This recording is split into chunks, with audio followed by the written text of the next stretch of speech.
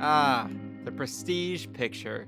You know, that thing I made fun of last time. But this year, I think the 10 nominees really are a perfect representation of the best movies of 2022. There's some moving and inspired work here. And I know that doesn't mean anything when I've already told you I like the billion-dollar grossing Top Gun more than all of them. And none of these movies made any money because you didn't go to the theater, and it's all your fault. But that's okay. Maybe the sweet sound of my voice was all that was missing in your life.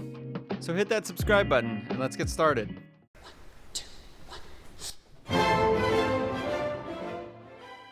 Tar was eventually amazing, but it was definitely a journey to get there. The movie follows Lydia Tarr, an EGOT-winning conductor who loves the sound of her own condescending voice that oscillates from English to German to intricate music terminology. The first time I saw it, I never knew what the fuck she was talking about. That might be the point, as it felt like I was being spoken to in the same way Lydia speaks to others. That doesn't make the first hour any less tough to follow. I walked away feeling frustrated with the movie. I felt like writer-director Todd Field was part of the club he was criticizing, and I didn't like it. But then the weeks went by, and the movie lingered with me, like a puzzle in my head waiting to be solved. So I watched it again, and I'm glad I did. Seeing it the second time, I felt like the answers to my questions were sitting right in front of my face. Suddenly, I was noticing ticking and clicking, patterns and symbols, and things lurking around corners. It put me in Lydia's head, letting me appreciate all the nuances of Cate Blanchett's knockout performance. The first time I watched it, it was just missing one thing: context. And that's a pretty big miss. The movie gives you the answers before it even poses the question, which is intriguing, but I think it's fair to expect a movie to be satisfying in one watch and not require you to bring a notepad to understand it. Do I recommend it? Yeah, I do, but only if that process sounds appealing to you. But what I can recommend is giving some movies a second chance. You may not have been wrong for disliking it the first time, but there's always a chance when you return to it, you'll discover something more that makes it all worth it.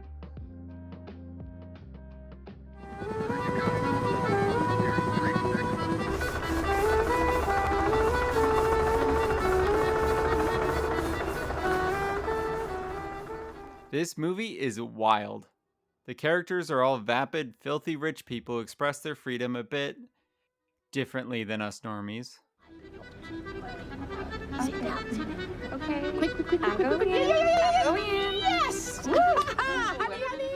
The movie split into 3 acts, and it was kind of jarring having the second hour have such a different sense of humor after I was loving the first part so much. I already loved director Ruben Östlund's uncomfortable humor in his previous movie, Force Majeure, so seeing these two models bicker over who pays for a check for an excruciatingly long time was right up my alley. Thank you, honey. It's so sweet of you.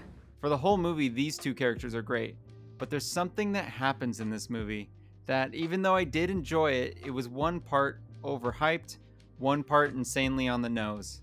And that was a bit of a struggle even for me, and I love a good puke joke. Thankfully, the movie takes another turn, one that works really well. It pokes fun at the way we want to be perceived. The people at the top love being above everyone else, and those at the bottom just want to believe they can get there. And should that pyramid flip, our personalities will flip with it. At times it can feel like we're all just living off the scraps of billionaires, but it's pretty fun to see the balance of the scales shift. And remember that any bald-headed space tourist would sell themselves in an instant if they became desperate when someone else is handing out the food.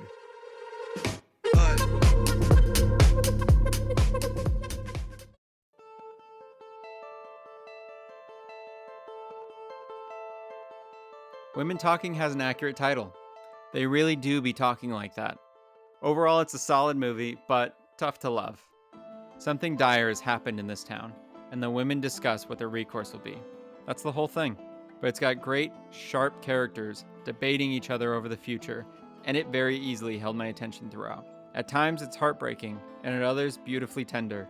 It's hard to explain what makes this movie work without spoiling it, but it has a pretty interesting way of showing how naturally cruelness can form when part of the community isn't treated as equal.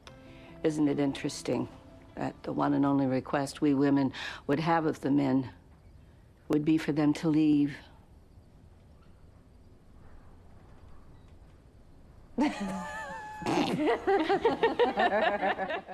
What doesn't work for me so much is that it looks so ugly. It's not a fun hang. I know it has to do with the tone and the feeling of the story, but like, I'm watching the movie. I don't need it to look awful to understand that something awful has happened. The movie takes place in a very specific world, but we don't get to be a part of it. The inciting event remains mostly shrouded, and the world is so sapped of life and color that it feels like we don't even get to see it.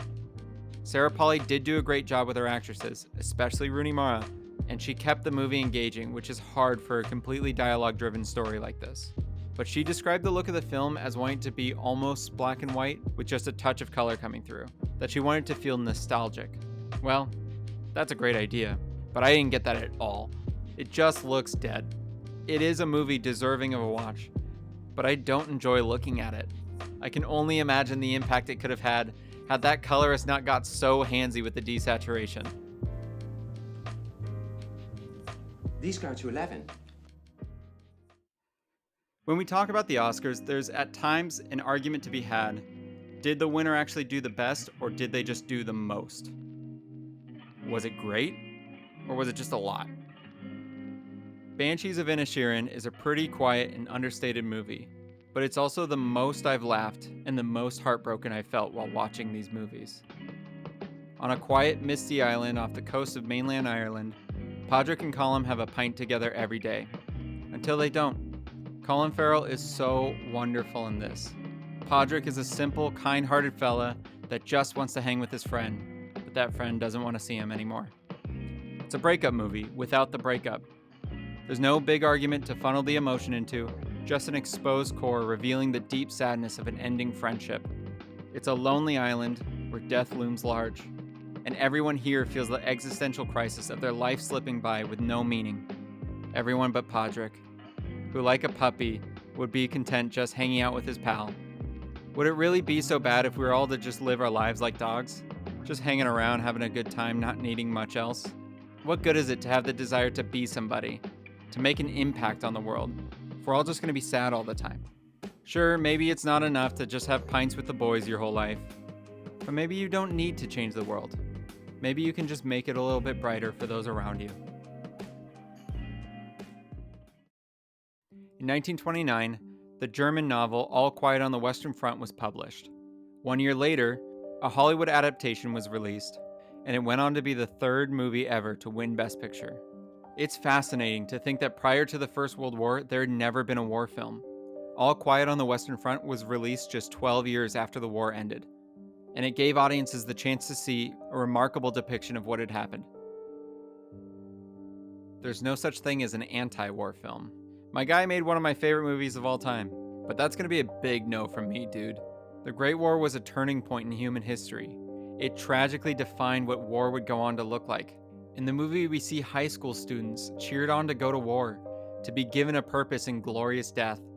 We see them excitedly join, celebrating the end of homework. They had never seen what war looked like, much less what it was becoming.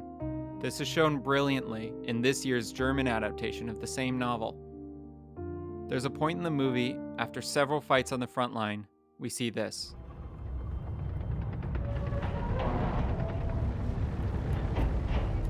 The tanks emerge from the smoke, looking totally alien. We see all the soldiers with the looks on their faces like, what the hell is that? In every conflict, the camera has this eerie effect as it watches it all play out in plain view. Violence happens suddenly, and when it happens slowly, we see it happen slowly. It leaves you feeling like the worst is always just out of frame. It has a matter-of-fact view, like this is how it happens, and this is how it'll happen again. People will talk in rooms, and then people will go shoot at each other. It's a real bummer.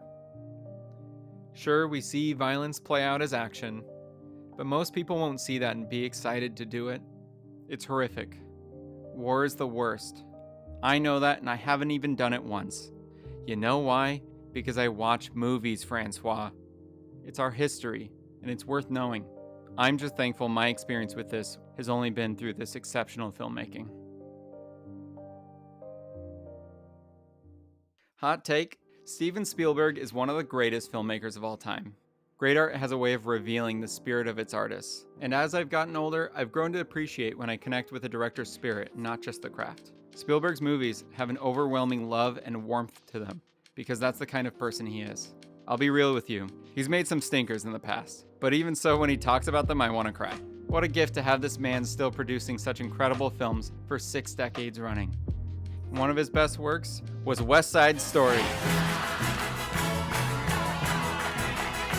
It's obscenely good, and one day everyone will look back on it feeling like they were robbed when they overlooked one of the most incredible experiences you could possibly have in a theater. Anyways, this year he made a movie called The Fabelmans. Cheer up, sleepy Jean. Oh, what can it mean to a daydream believer and a homecoming queen? I really like this movie, and that's because I really like Steven Spielberg. But I do think it's important to say that I'm getting pretty tired of famous filmmakers thinking they need to make movies about themselves growing up. This is what happens when we focus too much on who has the right to tell what story. You can make something that's true to your heart and experience without it literally being what you experienced. It's a movie. Make some shit up. It's very sweet that Steven said he finally felt confident enough to tell this story and really face the impact his parents had on him. But also, yeah, dude, we know the impact they had on you. We've seen your movies. The Fabelmans is pretty much just Close Encounters without the aliens, or E.T. without the alien. That being said, it's still a very charming movie. The movie comes close to the edge of sounding like, yeah, I was always this good, but it manages to maintain its balance. It's just too entertaining to see how he pulled off such clever camera tricks as a kid for it to feel overly self-indulgent. It's a cute movie. It's a little silly seeing Michelle Williams act like a pixie fairy, but whatever, the guy's got weirdo parents. It wasn't my favorite movie, but the last scene was the best thing I saw all year. It's one of the best endings of all time. And I wish I could show it to you, because that would be a better ending than this. Cheer